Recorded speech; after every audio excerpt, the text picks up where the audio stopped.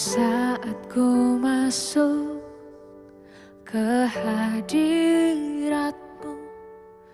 bawa persembahan ke tempat kudus-Mu. Pujian ku naikkan, sembah ku berikan bagi-Mu Allah yang mulia. Kau layakkan ku menghampiri-Mu, melihat tahta kemuliaan-Mu Tuhan. Pujian ku naikkan, sembah ku berikan bagi-Mu Allah yang mulia. Oleh kuasa darah-Mu, Kau telah tebus dosaku. Kekudusan-Mu melingkupiku, kasih-Mu mengalir, memulihkan hidupku. Sungguh besar anugerah-Mu, Kau telah selamatkan hidupku. Ku menjadi ciptaan yang baru oleh kuasa darah-Mu.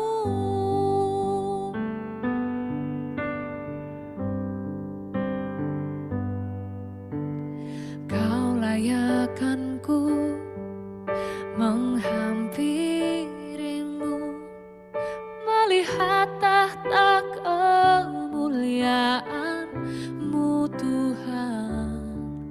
Pujian ku naikkan, sembah ku berikan bagi-Mu Allah yang mulia. Oleh kuasa darah-Mu, Kau telah tebus dosaku. Kekudusan-Mu melingkupiku, kasih-Mu mengalir, memulihkan hidupku. Sungguh besar anugerah-Mu, Kau selamatkan hidupku. Ku menjadi ciptaan yang baru oleh kuasa darah-Mu. Oleh kuasa darah-Mu.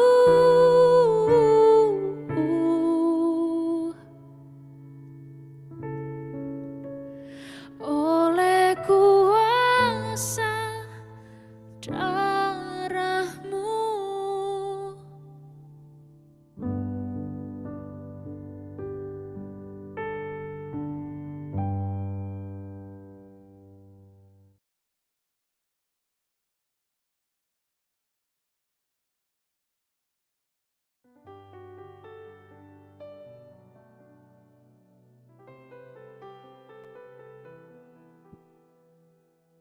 Bapa, terima kasih Tuhan.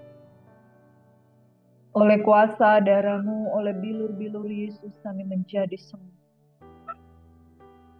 Ketika Engkau mati bagi kami Tuhan, seluruh dosa kami tertanggung kepadamu Tuhan. Dan inilah yang kami banggakan, yaitu Yesus, Anak Allah yang Maha Tinggi, telah menjadi sama dengan manusia dan mengambil Tuhan segala beban dosa dan pelanggaran kami yang telah dipikulkan di atas kayu salib. Engkau menanggung segala beban dan dosa, sehingga kami yang percaya tidak diperhitungkan lagi dosa-dosa kami, melainkan kami beroleh kehidupan yang kekal di dalam Engkau. Sungguh kami bersyukur Tuhan. Dan setiap hari yang kami lalui adalah bersyukur dan bersyukur. Terima kasih buat darah-Mu. Oleh karena Engkau, kami yang bangsa yang diam dalam kegelapan, boleh melihat terang Tuhan. Dan kami bangkit dan menjadi terang. Terima kasih Tuhan. Selamat pagi Bapak, selamat pagi Roh Kudus. Segala beban-beban pikulan kami serahkan ke dalam tangan Tuhan yang penuh kasih. Kami rindu oleh bilur-bilur Yesus kami menjadi sembuh.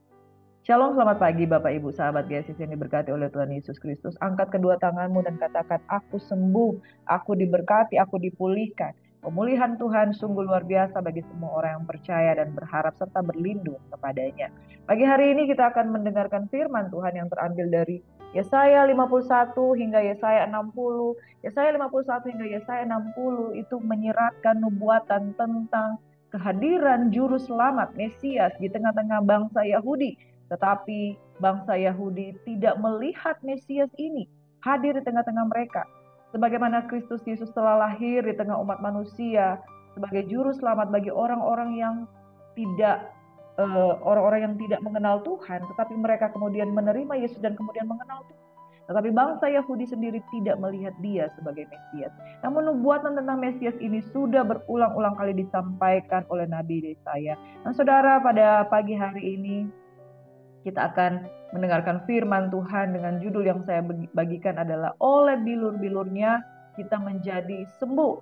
Saudara, perkataan ini mengingatkan kita bahwa kematian Yesus Kristus itu bukanlah satu penderitaan yang kekal.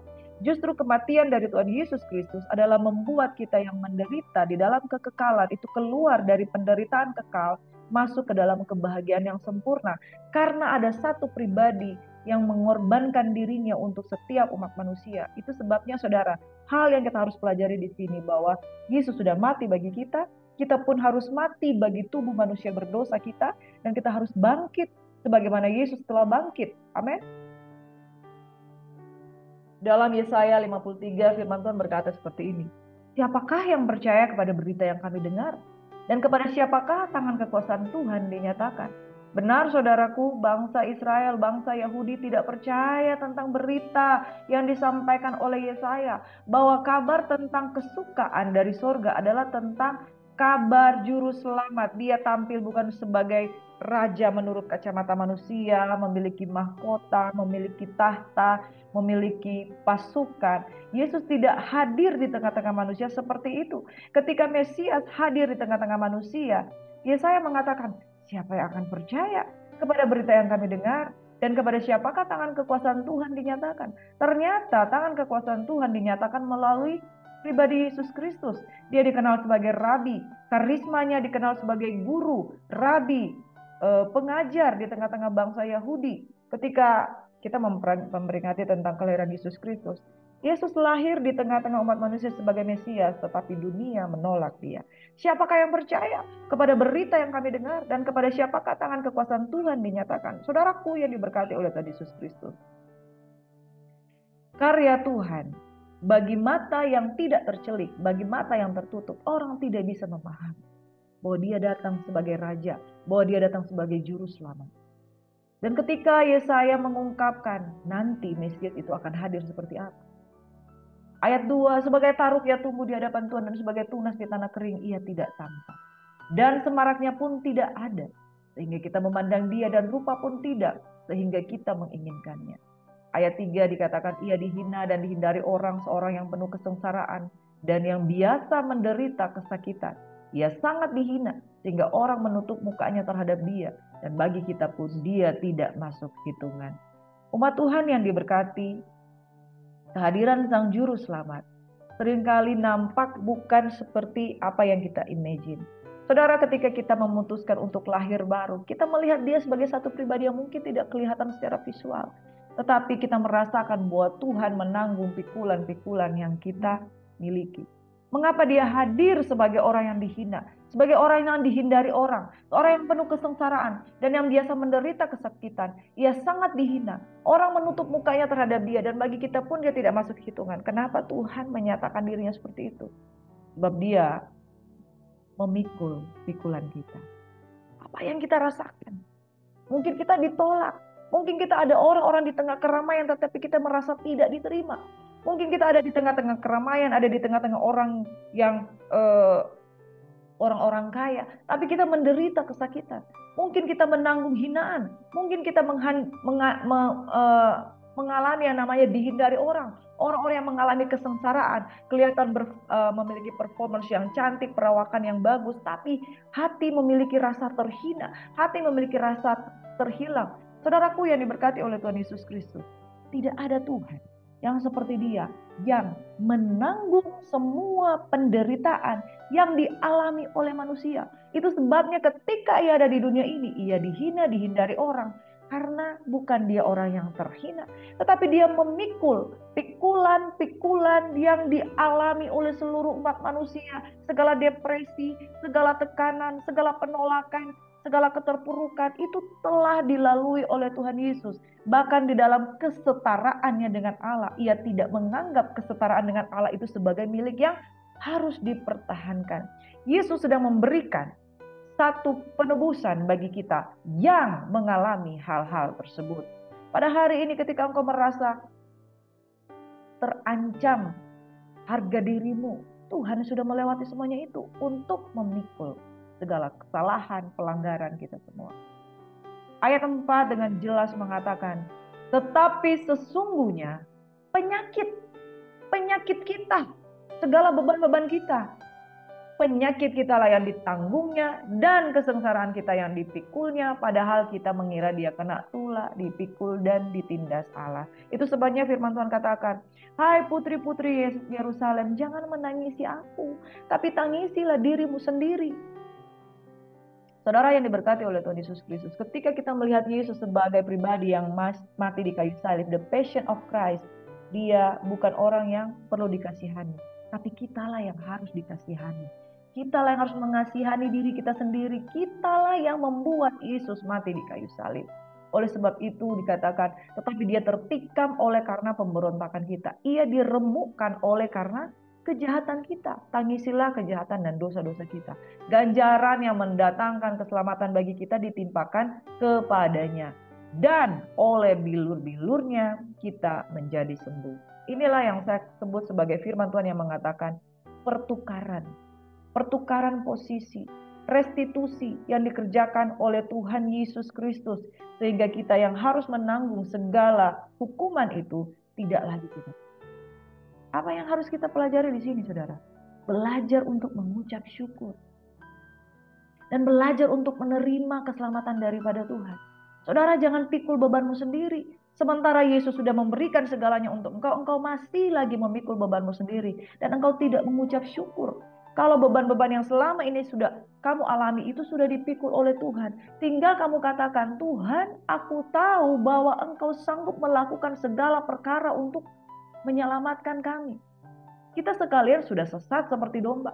Masing-masing kita mengambil jalannya sendiri. Tetapi Tuhan telah menimpakan kepadanya kejahatan kita sekalian. Dia dianiaya, tetapi Dia membiarkan diri ditindas dan tidak membuka mulutnya seperti anak domba yang dibawa ke pembantaian. Seperti induk domba yang keluh di depan orang yang menggunting bulunya, Ia tidak membuka mulutnya. Saudara, kalau saudara menonton The Passion of Christ, mungkin saudara menangis. Tapi ingat, menangislah karena bersyukur. Dia sudah menanggung dosa kita.